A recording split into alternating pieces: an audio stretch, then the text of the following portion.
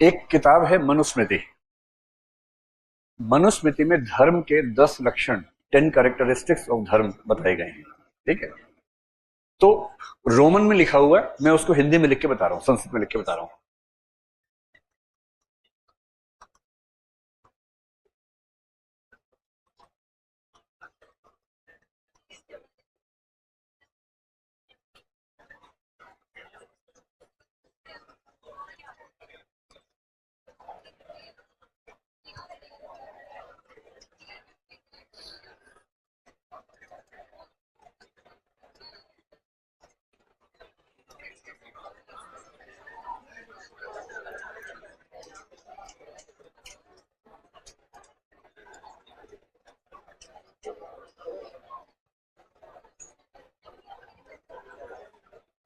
देखो, ध्यान से देखो। ये जो प्राथमिक पाठशाला होती है ना छोटे बच्चों की, नर्सरी और केजी के बच्चों की, कि टीचर ने बोर्ड पर देखा, उधर राम राज्य आ गया पीछे। ये अजीब हाल है भाई। आप लोग इतने मैच्योर हैं, कल को जिला संभालेंगे, आज खुद को नहीं संभाल पाए है। ठीक से संभालिए खुद को। चलो देखो, तो ये जो टेक्स्ट है ये मनुस्मृति से लिया गया है। मनुस्मृति में कई कई चीजें बड़ी खराब हैं, कई चीजें शानदार हैं। तो जो अम्बेडकराइट्स हैं वो मनुस्मृति से बहुत नाराज रहते हैं। डॉक्टर अम्बेडकर ने मनुस्मृति को जलाया था एक बार 25 दिसंबर के दिन। So Ambedkarites even today they celebrate 25 December as Manusmriti Dahan Divas. On that day they burn this book because this book has been discriminatory to women as well as Dalit people at many places. जो सवर्ण लोग हैं, आप जानते हैं सवर्ण क्या होता है? गोल्ड, गोल्ड, अप्रकाश्य, प्रकाश हिंदूज, उनमें से कुछ का मानना है कि मनुस्मृति जो ओरिजिनल थी वो वैसी नहीं थी, ये बाद में डिस्टोर्टेड है। So I don't know what is the real Manusmriti, but the Manusmriti that Dr. Ambedkar talked about that contains some verses which are against women and Dalits, and so he burnt that book. But that is true, but some instances in this book are brilliant, and one of them is this. ये धर्म की परिभाषा है। मनु बता रहे हैं कि what is धर्म, और धर्म के 10 लक्षण है। इसमें जो समझ में आ रहा होगा आपको, लक्षणम समझ में आ रहा होगा, धर्म भी और दशकम भी।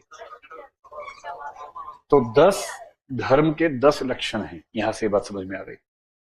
अब वो 10 कौन कौन से हैं? पहला है धृति। धृति का मतलब होता है पेशेंस। हाँ, धैर्य मतलब वही, आप इंग्लिश मीडियम वाले में से पेशेंस बता रहा हूं। धृति मतलब धैर्य, धीरज, पेशेंस, जो भी आप कहना चाहें। क्षमा आप जानते हैं, क्षमा इज फॉरगिवनेस, कि अगर कोई गलती कर दे उसको माफ कर दो, ज्यादा लोड लेके अपना दिमाग खराब करने की जरूरत नहीं है, आगे बढ़ो।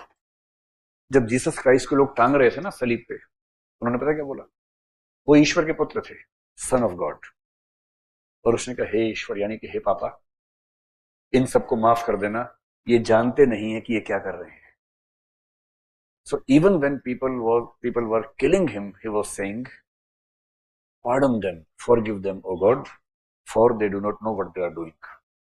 इसको बोलते हैं फॉरगिवनेस। हर अच्छे धर्म में इसको बहुत वैल्यूबल माना गया। अच्छा, कभी आपको किसी से नफरत जैसा हो जाए, मान लीजिए कोई आपका दुश्मन बन जाए, आप कितना भी कोशिश करें दुश्मन ना बने, बनी जाते हैं। कई बेरोजगार लोग होते हैं समाज में, कोई बन गया दुश्मन आपका, उसने कुछ बदतमीजी कर दी, कभी कुछ गलत कर दिया आपके साथ, अब उसको माफ कर देना है, ये कह रहे हैं। माफ करना आसान तो नहीं होता है, खुंदक रहती है दिमाग के अंदर। तो गहरी बात क्या है? उसको माफ कर देने से उसका फायदा होगा या आपका फायदा होगा? आपका होगा। Forgive others not because they deserve it, because you deserve it.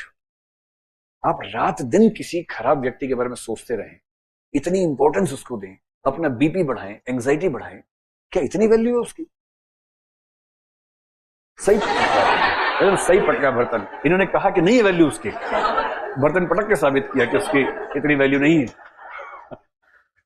और जब जब कोई आपको दुश्मन बने ना, लोड नहीं लेना है, बस एक शेर सुना देना है, 2 छोटी सी लाइन का, जिक्र क्या जुबां पे नाम नहीं, इससे बढ़कर इंतकाम नहीं।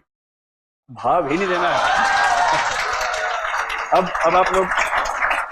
आप लोग अच्छे ऑडियंस है, 2 लाइन के बाद ताली बजाते हैं, यस, इसी को बोलते हैं मैच्योरिटी, 2 दिन में आ गई है। लेकिन अब ध्यान रखना, ताली बजाने से पहले समझ भी लेना है, ये नहीं कि समझेंगे कल तालियां बजा देते हैं।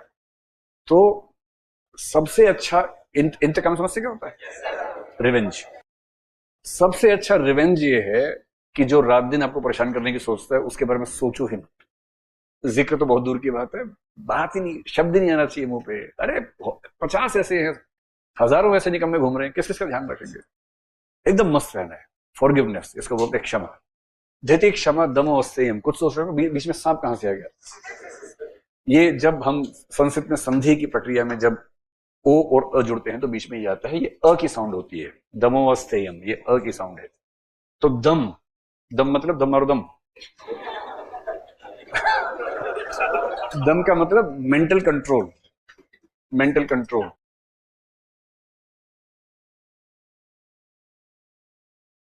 Dum is mental control, the ability of controlling temper, the ability of controlling your consciousness. Asteyam means not to steal anything, non-stealing. शौचम मीन्स सफाई से रहना, जैसे हफ्ते में एक बार नहा लेना, क्लीनलीनेस। स्टूडेंट लाइफ में हफ्ते में ठीक माना जाता है, आगे चल के डेली हो जाएगा, लेकिन अभी तो अगर वीक में एक बार भी है तो अब सोशल, मतलब सोशली ठीक है। इंद्रिय निग्रह means you should be able to control your senses, control over senses.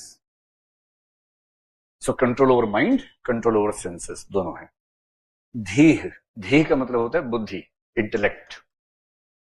So we have a responsibility of developing our intellect to the levels possible. विद्या, जो आप हासिल कर रहे हैं, जिसकी कसम खाते हैं रोज। एजुकेशन। सत्यम, ट्रुथफुलनेस। अक्रोधो, नो एंगर। गुस्सा तो किसी कितनी धौंस की गुस्सा दिला दे आपको, मस्त रहना एकदम। गुस्से में आदमी सिर्फ अपना नुकसान करता है, दूसरे का थोड़ा बहुत तो ज्यादा हमारा हो जाता है।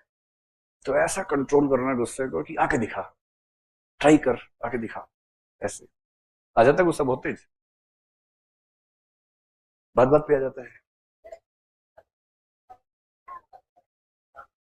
कह रही है उसमें हमारी गलती नहीं, हम हरियाणा में जन्मे हैं, मैं भी वहीं से हूँ जी। ऐसा ऐसा क्या है हरियाणा में जन्मे तो? हरियाणा, अच्छा आपकी शादी हो गई है, मेरी भी तो हो गई है, इसमें ऐसी कौन सी दिक्कत है? अच्छा नहीं हुई, ये आपकी सहेली क्या क्या बोलती रहती है, देखिए कुछ भी बोल देती है। चलो तो समझिए, धर्म की परिभाषा जो मनु ने दी है उसमें 10 फैक्टर्स हैं। धृति, क्षमा, दम, अस्तेयम, शौचम, इंद्रिय निग्रह, धी, विद्या, सत्यम, अक्रोधो, दशकम धर्म लक्षणम। अब आप मुझे ये बताएं, अगर धर्म का मतलब मजहब या रिलीजन होता है, any one out of these 10 characteristics have they anything to do with ritual practices, etc.? That's it. These are all moral principles or ethical principles. और इसका मतलब ये हुआ कि इंडियन कल्चर में धर्म का एक मतलब मोरल प्रैक्टिसेस के रूप में रहा, मोरल ड्यूटीज के रूप में रहा। These are the moral duties that everyone is expected to follow, and dharma in India is morality, dharma in India is moral duties. Understood?